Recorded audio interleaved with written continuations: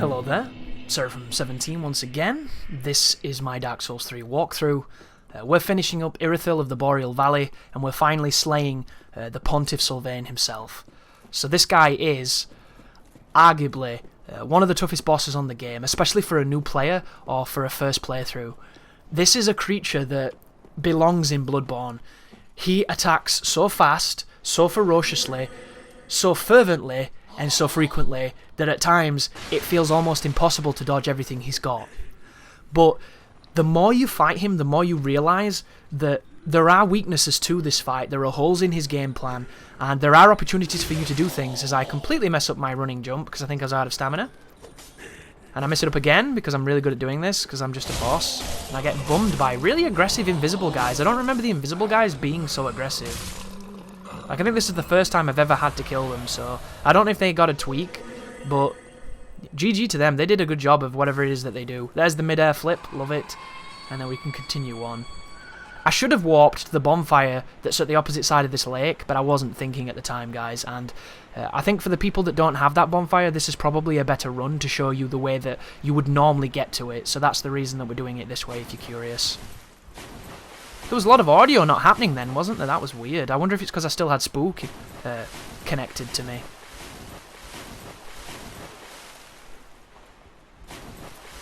Or maybe? Oh, there's me going the wrong way. Stellar walkthrough, guys. I like to show people just how inconsiderate I can be at times when it comes to my sense of direction. But the Pontiff. One of the most important aspects of this boss fight is positioning. Depending on where you are will depend on what he does. You cannot make him do what you want, but you can make it a much greater chance of him doing the move you like by being in a position where he does that move the most. And to give you a simple example of this, if you're behind him and you stand towards his arm that is wielding the magic sword, the blue sword, he has usually more of a tendency to swing the blue sword at you in that counter get off my back dickhead kind of move. If you are standing to his other side, where he has the fire sword, he will generally try and do that one. It is not always going to happen that way, but it's a rule of thumb. And there are certain ways to exploit this that you know to get him to do these moves.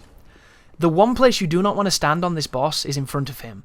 If you stand in front of him, he's going to go from move, into move, into move, into move, into move, and none of the stamina in all of the oceans, or all of the worlds, and all of the kingdoms in this game will save you.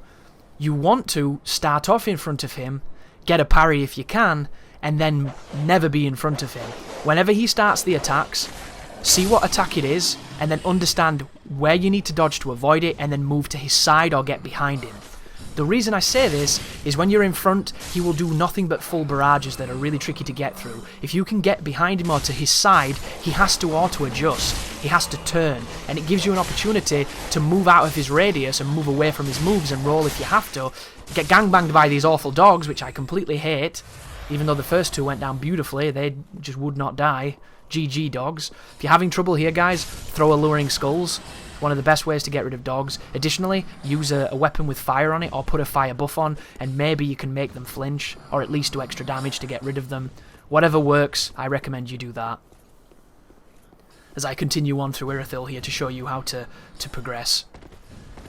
But when you move to the side of him, he can sometimes stop his combos and do those specific 1 strikes or 2 strikes with his recovery weapons, where you just kinda, you know, I'm out of position, you're behind me, quick, get away from me move.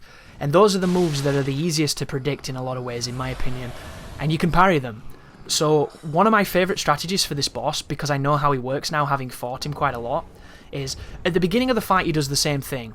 He jumps at you in that big slash that's way faster than it looks, so you have to parry a little earlier than you want to. Get the parry, do the damage, get to his side, preferably his left shoulder, your right, and as he stands up, if you stand in the right position, he will try to attack you with the blue sword, and then he will do the right sword, the red one.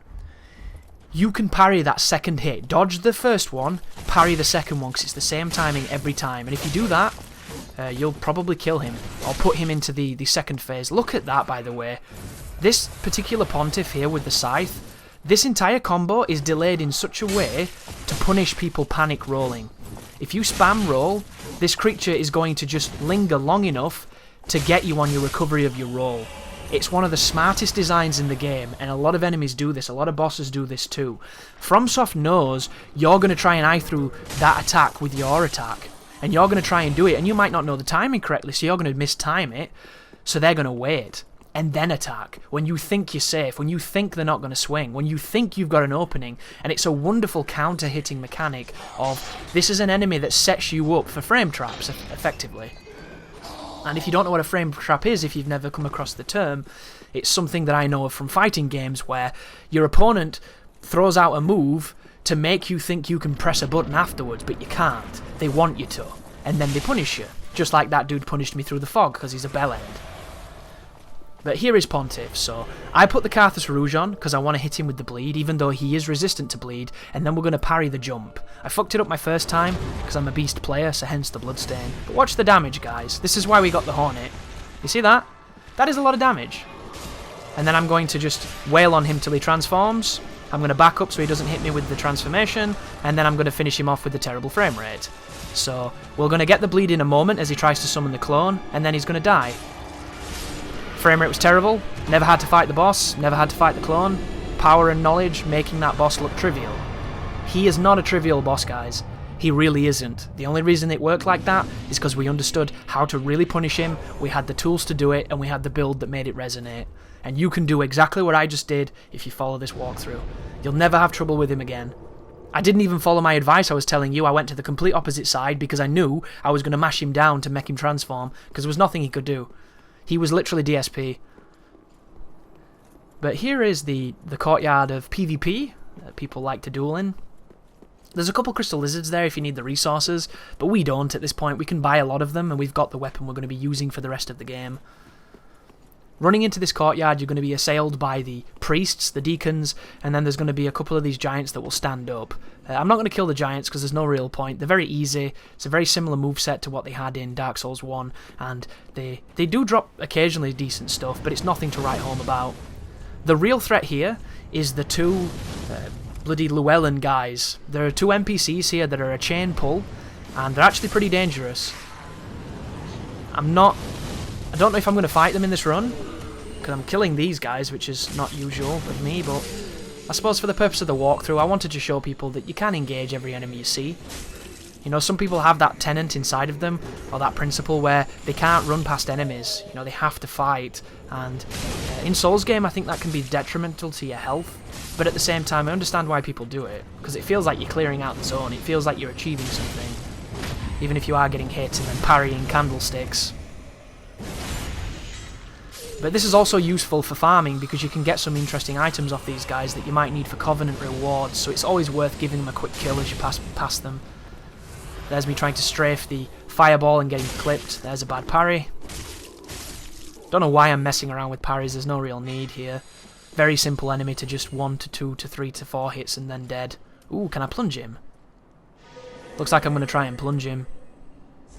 There's the Carthus Rouge. They didn't aggro, so this is a good... Oh, I'm not going to plunge him. I thought I was going to run and jump. Backstab?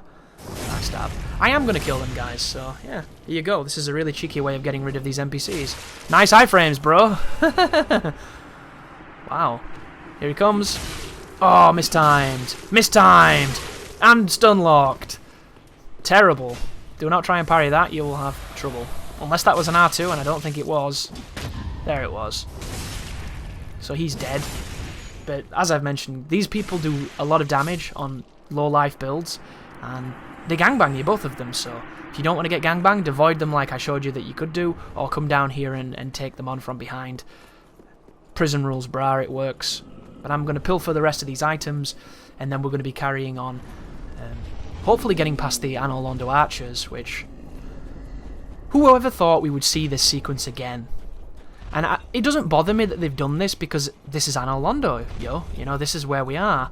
My problem with it is they've done it worse. And I don't get that. I don't understand doing something worse than you did it the first time.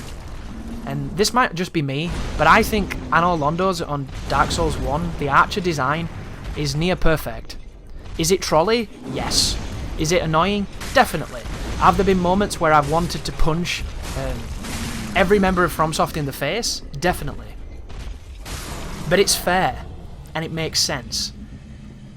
It's one of those sequences where they could have put 10 archers on those rafters, but they didn't. They put 2.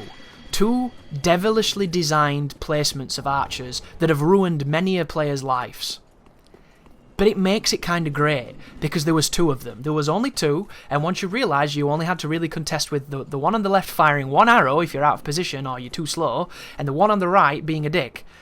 Once you realise that that's all you have to do, that sequence becomes a lot easier. There's an illusory wall here, just thought I'd show you. There's 2 monsters down there, be very careful, they're dickheads. This game, it's like 50 archers, for no reason. None of them are put in clever positions, none of them are put in devilishly tricky positions, they're just sprinkled around like seasoning in Guy Fieri's restaurant. It's just like, what the hell, I don't get it. To me, the archers meant something, because they were evil, and they worked.